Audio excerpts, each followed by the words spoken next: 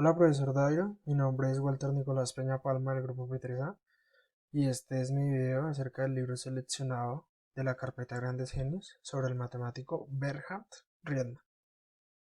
Su biografía. Bernhard Riemann nació el 17 de septiembre de 1826 en Brüssel, en el Reino de Hannover, lo que hoy en día sería Alemania. Su padre era un pastor luterano de la misma ciudad, quien luchó en las guerras napoleónicas, y su madre murió antes de que él alcanzara la edad adulta. Era el segundo de 6 hermanos, tenía un carácter tímido y con normalidad sufría de ataques de nervios. Esta personalidad le condicionó a la hora de hablar en público, ya que su timidez y miedo escénico le impedía lograr más cosas. Pero por otro lado, mostraba unas cualidades para las matemáticas y unas habilidades de cálculo desde muy temprana edad. Sus estudios. En 1840 ingresa en el Liceo de Hannover y 2 años después completa sus estudios secundarios en el Lembergo, donde tiene uno de sus primeros contactos con las matemáticas secundarias. En 1846 ingresa a la Universidad de Gotinga con la intención de estudiar filosofía y teología, pero su vocación matemática se impone tras asistir a la clase del matemático Gauss. En 1847 se muda a Berlín, donde pasa 2 años y conoce al matemático Dirichlet. En 1849 regresa a Gotinga para trabajar en su tesis doctoral bajo la dirección y supervisión de Gauss. En 1851 completa su tesis doctoral, una de sus obras maestras, en el cual define las superficies que hoy llevan su nombre y da forma a la moderna y a la topología. Acá podemos ver una imagen del matemático.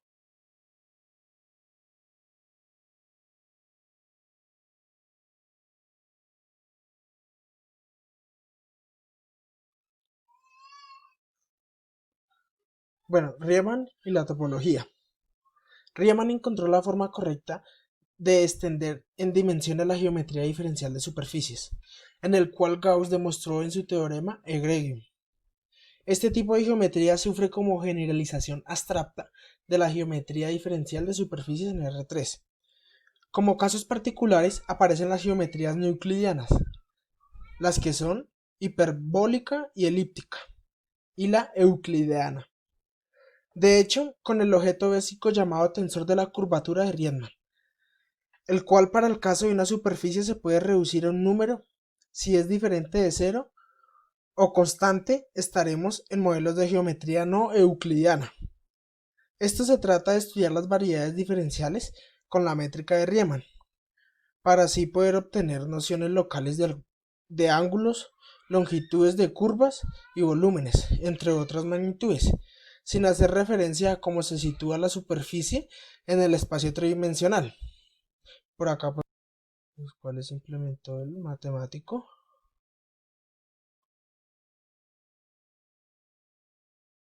Por acá se ve bien.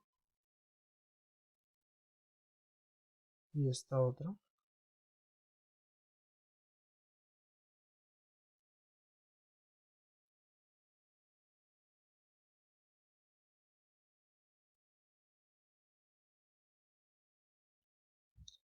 Bueno, Riemann y según la forma del universo.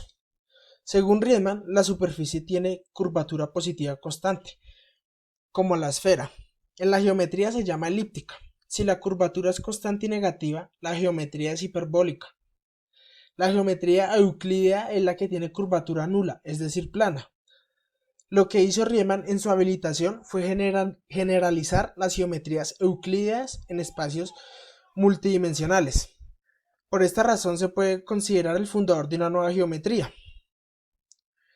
Por supuesto, el trabajo de Riemann recibió ciertas críticas y las mejores, de hecho, por el matemático Gauss.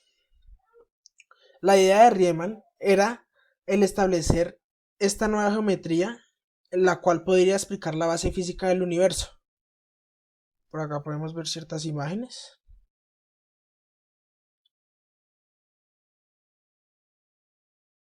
de lo cual decía el matemático Bernhard Riemann. Observamos la otra.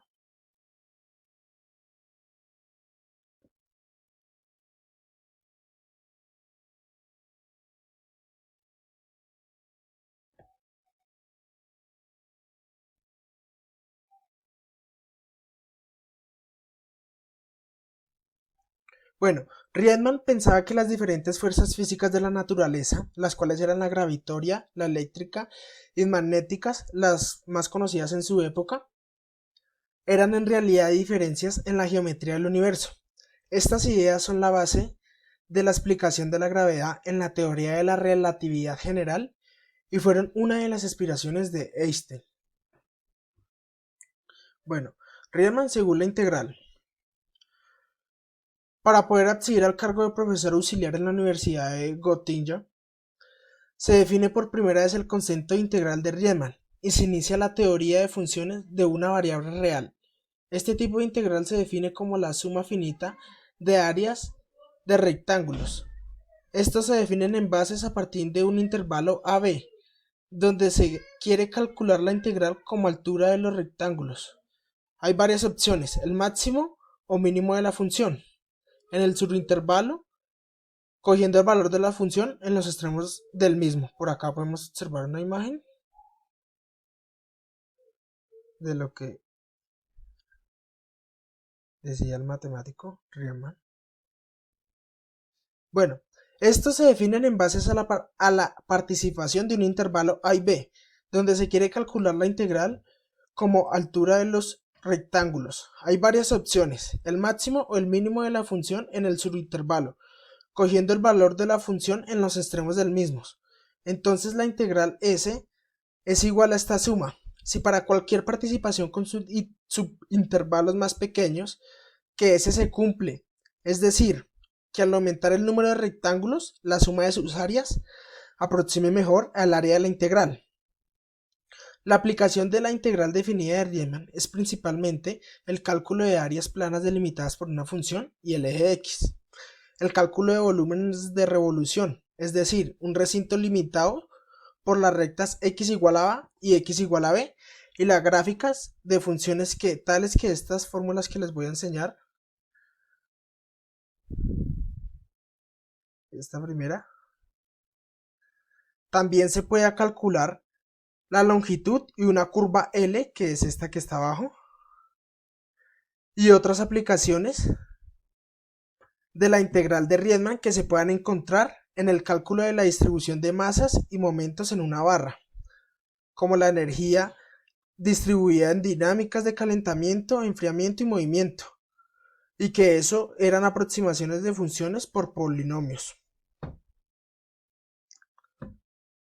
Por último, observamos la hipótesis de Riemann. Riemann también contribuyó en la moderna teoría de números. En el único escrito que publicó sobre la teoría de números, introdujo sus funciones z e indicó su importancia para entender la distribución de los números primos. Hizo una serie de conjeturas sobre propiedades de estas funciones z, una de las cuales es conocida como la hipótesis de Riemann. Por acá podemos observar unas imágenes.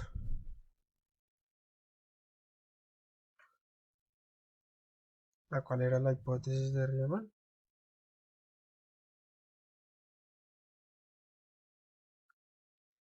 Bueno, la hipótesis es una conjetura sobre la distribución de los ceros de la función z de Riemann. Esta función está definida sobre valores reales mayores que 1. En la región del plano complejo con parte real mayor que 1 es una serie convergente definiendo una función analítica. Riemann observó que se puede extender a todo el plano complejo con solo polo en S igual a 1. En este caso se adopta la función funcional. Acá podemos observar una imagen.